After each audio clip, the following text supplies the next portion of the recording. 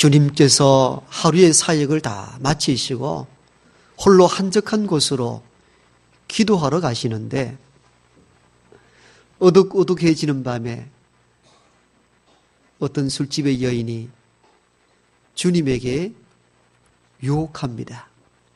술 한 잔 드시고 가라고, 하룻밤 지내고 가라고. 어둑어둑하지만도 자세히 그 얼굴을 봤더니 오래전에 봤던 얼굴입니다. 요한복음에 나타났던 바로 가늠하다 현장에 잡혀 죽을 뻔했던 바로 그 여인이었습니다.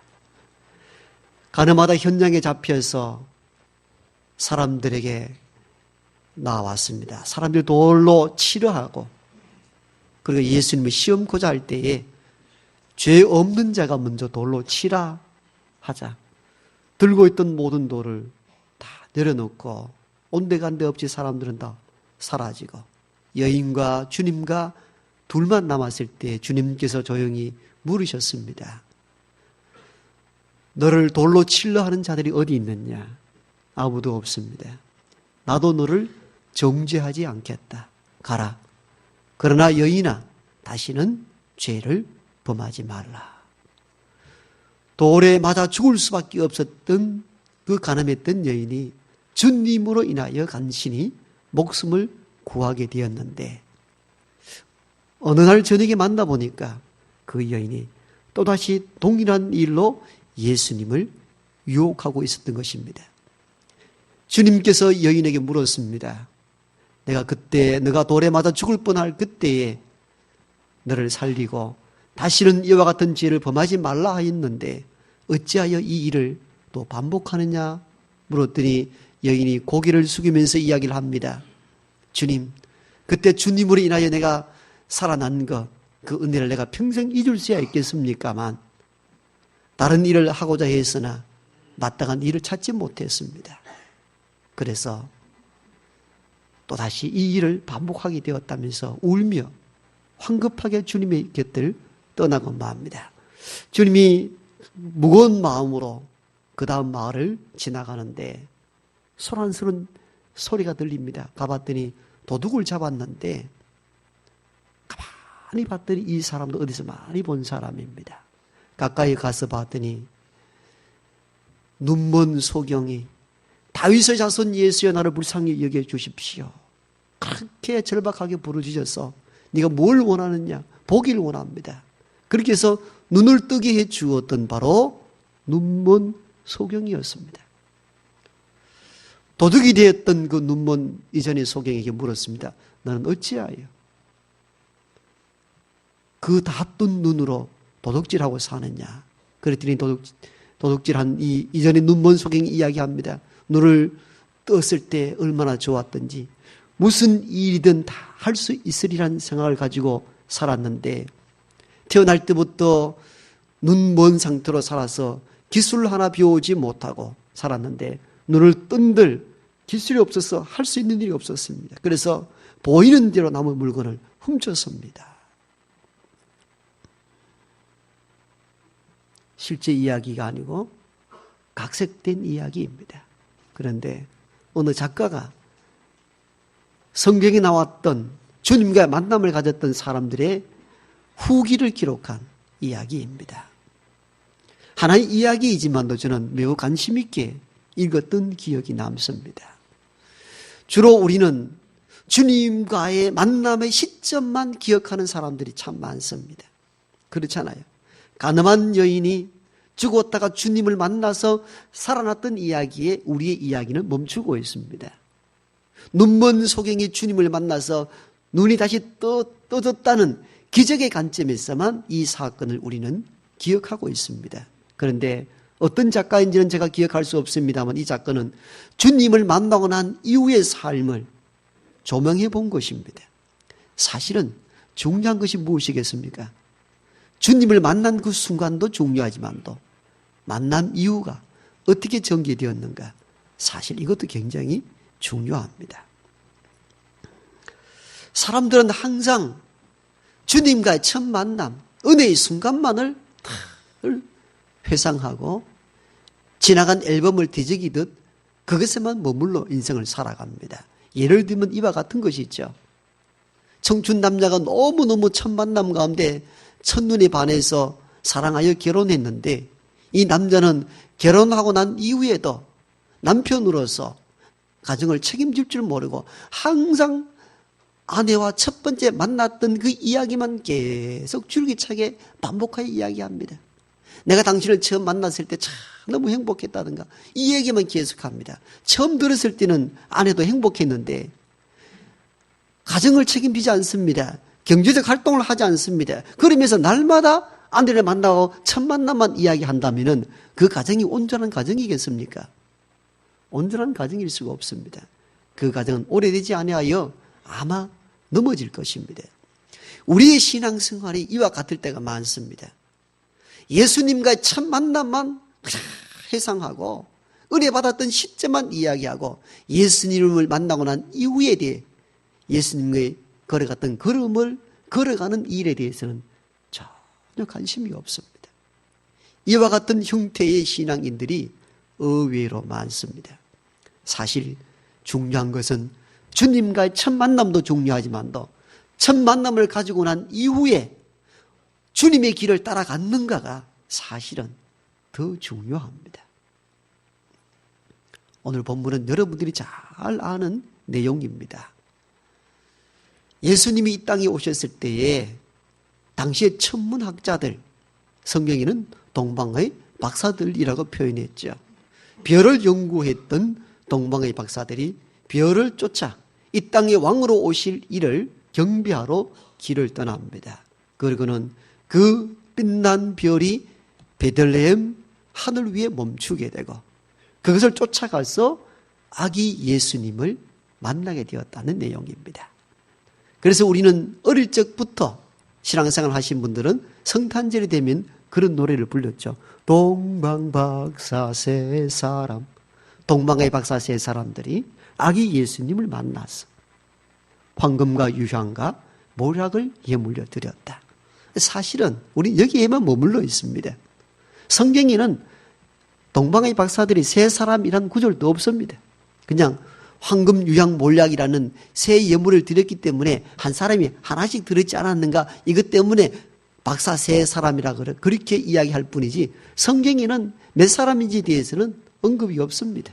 어떻든 그건 사실 중요하지 아니하고 어떻든 동방의 박사들이 주님을 만나 경배했다는 것 여기에 우리의 모든 생각이 머물러 있습니다. 동방의 박사들이 예수님을 만나고 난 뒤에 그들의 삶이 어떻게 바뀌어졌는지에 대해서는 우리는 아무런 관심이 없습니다. 정작 오늘 이 말씀을 읽고 듣는 저와 여러분들에게도 동방 박사들이 아기 예수님을 만나서 경배의 예물을 드렸는 것 이외에 기억나는 것이 아무것도 없잖아요. 그러면서 우리 스스로 이런 질문을 하죠. 아니, 동방의 박사들이 예수님을 만나서 뭘 어떻게 했습니까? 그것을 끝났지요. 우리 생각이 항상 여기 머물러 있습니다. 즉 만남의 순간만을 소중히 여긴다는 반증입니다. 그런데 동방의 박사들의 이야기를 처음부터 다시 정리해 보면은 그 이후가 어떻게 바뀌었는지를 짐작할 수가 있습니다.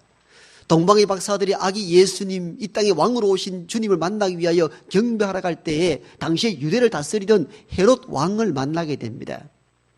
당신들이 어떻게 하여 이곳까지 왔느냐 했을 때에 이 땅에 왕으로 오실 일을 보았는데 그 아기 어떤 왕을 만나기 위해서 왔다고 말합니다.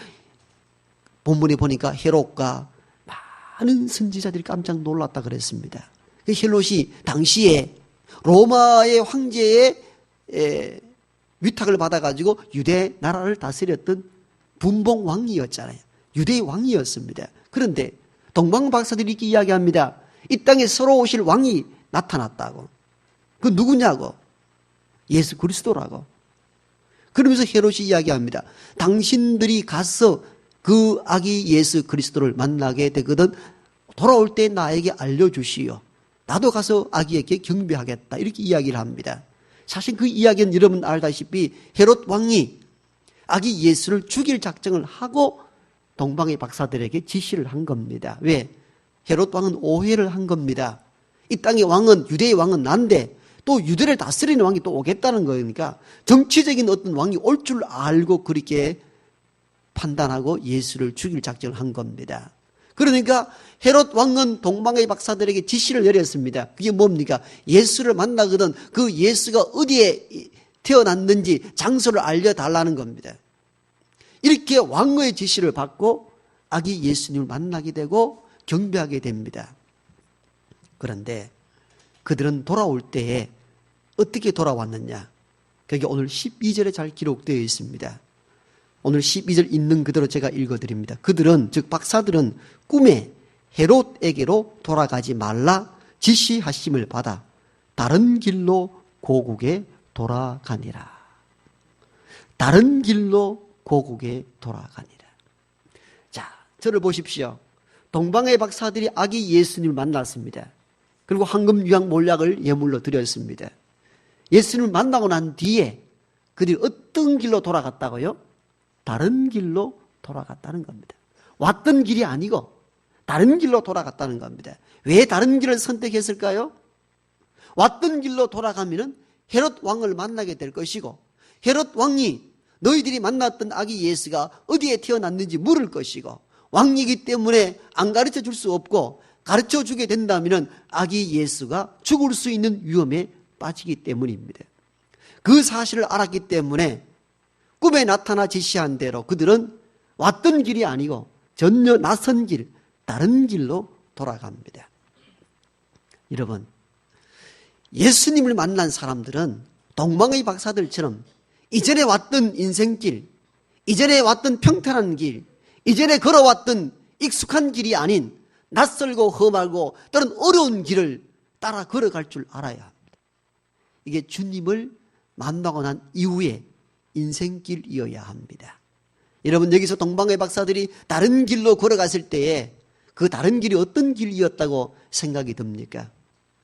아마 많은 사람들이 찾지 않은 길이었을 것입니다. 동방의 박사들이 낙타를 타고 왔던 길들은 넓고 평탄한 길이라면 그들이 예수님을 만나고 돌아갔을 때에는 협착한 길, 낭떠러지 길, 어려운 협곡길이었을 것입니다. 그래야 왕을 만나지 않을 거니까. 여러분, 이것은 굉장히 시사하는 바가 큽니다. 단순히 그들이 다른 길을 선택했다는 이 의미가 아니라 주님을 만나고 난 이후에 인생의 길과 삶의 방향성이 달라졌다는 것을 의미합니다. 저와 여러분이 주님을 진정 만났다면 예수님을 만나고 난 이후에 걸어가는 인생의 길은 이전의 평탄한 길이나 편안한 길이나 불의한 길이 아니고 협착하고 어려운 길이라 할지라도 주님의 길로, 생명의 길로, 의의 길로 나아가야 함을 의미합니다. 그리스도인들은 그렇게 살아야 합니다. 예수님을 만난 놀란 사건이 저와 여러분의 마음에 뜨겁게 와 닿는다면 만나고 난 이후 우리의 걸어가야 될 인생길은 전혀 다른 길이어야 합니다. 마가복음 10장에 보면은 소경 바디미오가 다윗의 자손 예수의 나를 불쌍히 여기달라 합니다. 예수님을 따랐던 주변의 측근들이 시끄럽다 소란하게 한다면서 그를 꾸짖습니다. 실망될 상황에서도 소경 바디미오는 낙심치 않고 더욱 소리질러 이르되 다윗의 자손 예수의 나를 좀 불쌍히 여겨주십시오. 주님께서 그제서야 가던 걸음을 멈추시고 그의 소원을 들어줍니다. 그런데 마가복음 10장 소경 바디미오 사건의 마지막은 이렇게 끝을 맺고 있습니다. 그가 예수를 따르니라. 여러분, 놀랍지 않습니까? 우리는 주로 소경 바디미오가 예수님을 만나 눈이 뜨게 되었다, 기적을 경험했다, 그 이야기에서 우리의 모든 스토리가 멈춰져 있습니다. 그런데 성경은 놀랍게도 마지막 구절을 이렇게 장식합니다. 그가 예수를 따르니라. 아무 감동이 없습니까? 어떤 여운이 없습니까? 여러분, 이건 대단히 중요합니다. 그가 예수를 따르니라. 사실은 중요한 것이 주님을 만난 것만이 중요한 게 아니에요. 눈이 떠여진 것만 중요한 게 아니에요. 눈이 떠여지고 기적을 경험하고서도 자기 인생길로 가서 타락의 길로 사는 사람들도 많다고요. 그러나 주님을 만나 기적을 경험하고서도 세상 길이 아닌 주님의 길을 따랐다는 것입니다. 사실 이게 중요한 겁니다. 이제는 어떤 교도소 사역을 했던 목사님은 그를 알지 못한 자에게 그를 가르쳤더니 나중에 또 감옥에 잡혀왔더랍니다. 네가 뭐 때문에 무슨 죄로 여기 왔느냐 물었더니 그를 알고 이번에 문서 위조죄를 가지고 들어왔더라는 겁니다. 그리고 이 목사님은 우리에게 그렇게 고백을 합니다. 진작 중요한 것은 주님을 만나고 난 이후의 삶이라는 것입니다. 그 순간만 중요한 게 아니에요. 여러분, 병든 자가 주를 만나 건강을 회복해서 주를 따르지 않는다면 그 병든 것보다 더 못하는 인생을 살아갈 때가 있잖아요. 그 건강한 발로 건강한 모습을 회복해서 악한 길로 걸어간 이들 때 있잖아요. 그의 인생에 있어서 중요한 게 뭐예요? 주님을 만났던 그 순간이 아니에요. 주님을 만나고 난 이후, 은혜 받고 난 이후에 걸어가야 될 인생의 길이 주님의 길이어야 한다는 겁니다. 이게 참된 신앙의 길이거든요. 보다 많은 사람들은 예수님을 만나고도 이후가 다른 길을 걸어가는 이들이, 즉 주와 상관없는 걸음을 걷는 이들이 많잖아요. 누가복음 17장을 보십시오. 10명의 남행 환자들이 우리를 불쌍히 여겨달라고 합니다. 주께서 그들을 불쌍히 여기시고 가다 제사장에게 너희 몸을 보이라. 가다가 10명이 모두 깨끗함을 받았습니다. 그런데 돌아온 사람, 예수님에게 돌아온 사람은 단 한 사람이었습니다. 주님께서 한 사람에게 이런 질문을 합니다. 10명이 다 고침받지 않았느냐? 9은 어디 있느냐? 너 믿음이 너를 구원하였노라. 그리고 이 본문이 끝이 납니다. 여러분, 우리도 이 본문을 접할 때 저런 10명의 병이 나았다더라, 그 감사했다더라, 이런 주제만 가지고 이야기를 하는데, 여러분 중요한 게 뭐예요? 내가 주님을 만나서 은혜를 입고 병이 고침받고 난 네의 삶이 어디로 향하는가가 사실 중요한 거예요.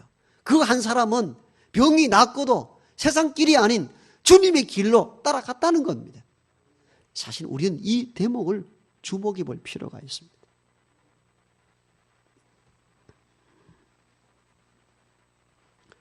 오늘은 루터가 종교개혁을 한 지 498주년이 된 해입니다. 내후년이 되면 500주년이 되죠. 500년 전에 루터는 세 가지 슬로건을 펼치고 개혁을 진행했습니다. 오직 은혜, 오직 믿음, 오직 성경, 세 가지 모토로 개혁을 일으켰습니다. 만약 루터가 500년 전에 존재했던 루터가 다시 오늘 살아있어 한국 교회에서 개혁을 이야기한다면 여전히 오직 은혜라 말할까? 이런 질문을 던져봅니다. 저는 아니라고 봅니다. 그때 루터가 은혜라고 말했던 이유는 공로로 구원을 받을 수 있다는 것에 대한 항거로 은혜라 이야기했습니다. 사실 그 은혜에 압도당하여 오늘 개혁교회가 여기까지 온 겁니다. 그런데 정작 오늘 우리의 모습부터 만났던 은혜만 이야기할 뿐 삶이 없습니다. 뒤따름이 없습니다. 오늘 루터가 살아있어 한국교회의 개혁을 이야기하면 오히려 은혜 받고 난 이후에 똑바로 살아라, 주님의 길을 걸어가라, 이 말씀을 했을 것 같습니다. 왜? 시대가 바뀌었기 때문입니다. 그때는 은혜 없이 인간의 공로가 있다면, 뭔가 구원받을 수 있는 길이 있다면, 그렇지 않습니다. 인간의 어떤 공로로도 구원에 이를 수 없습니다. 하나님의 은혜가 있어야 됩니다. 그렇지만 오늘 이 시대는 루터가 어떻게 말할까? 여러분들은 은혜만 너무 말을 한다. 은혜 받고 난 이후에 여러분의 삶이 어떻게 바뀌었는가? 거기에 관심을 기울이십시오. 이렇게 말할지도 모르겠습니다. 오늘 본문을 다시 기억해 보십시오. 동방의 박사들이라면 무슨 생각이 드십니까? 다 아기 예수 만나 예물 드린 것 외에 기억 남은 것이 있습니까? 그런데 우리는 12절 마지막 구절을 주의 깊게 경청하고 마음에 새겨야 합니다. 다른 길로 고국에 갔더라. 다른 길로. 주님을 만났다면 이전에 왔던 세상의 길이 아닌 전혀 낯선 길이지고 힘든 길이지만도 생명의 길, 구원의 길, 의로운 길로 나가야 합니다. 그렇게 살아야 됩니다. 여러분, 고아의 아버지인 조지 뮬러 목사님은 16살 때에 절도죄로 감옥소에 들어갑니다. 대학에 들어가서도 술과 여자와 노름에 빠집니다. 20살이 되어서 비로소 그리스도를 만나게 됩니다. 그때부터 그는 이렇게 이야기합니다. 이제 내 몸과 내 모든 것을 주께 바칩니다. 그때부터 헌신의 삶을 살게 되고 다른 길로 가게 됩니다. 전 생애를 고아를 위하여 다 자신을 내어놓았습니다. 예수님 믿기 이전과 믿고 난 이후의 삶이 달랐다는 것을 의미합니다. 저와 여러분이 예수님을 만나고 난 뒤에 그 은혜, 감격에만 빠져 사는 것이 아니라 혹시 뭔가 다른 길을 따라 살아갑니까? 그러면서 저 자신과 여러분 자신들에게 이런 질문을 해보십시다. 예수님을 만나고 난 이후에 말의 변화가 있습니까? 언어의 개혁이 일어났습니까? 예수님을 만나고 난 이후에 참으로 아내와 남편을 인격적으로 대우하셨습니까? 예수님을 만나고 난 이후에 이웃 사람들이 저 사람이 교회를 다니더니 참 바뀌었다. 이 이야기 들어보신 적이 있으십니까? 우리는 오늘 이 종교개혁 기념주의를 통하여 개혁을 대단한 것으로 여기지 맙시다. 교회를 확 바꾼다든가 그게 아니고 저와 여러분이 예수님을 만나고 난 이후에 삶이 바뀌면 교회가 바뀌는 줄 믿습니다.